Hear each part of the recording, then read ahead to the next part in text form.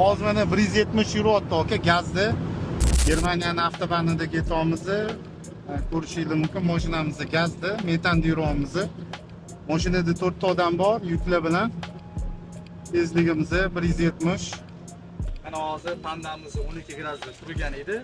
Hozir endi 15 gradusga surdik. Chunki 12 gradusda hadiyumda ozgina bo'g'ilish bo'ldi, sezdik.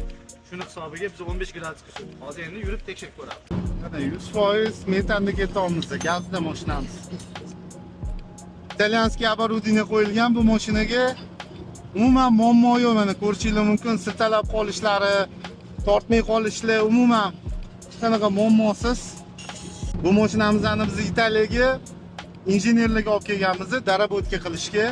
Bu mashinani yana kuchaytirib, rasxodlarini hammasini to'g'rilaymiz. Saydamin aka. Albatta, buni o'zi ham katta natija, chunki hozir kamida avtomobilni stok holatidan tashqari, ya'ni bir 400-500 kilo yuk bilan 170-185 tezligigacha chiqazamiz. Bu yaxshi natija.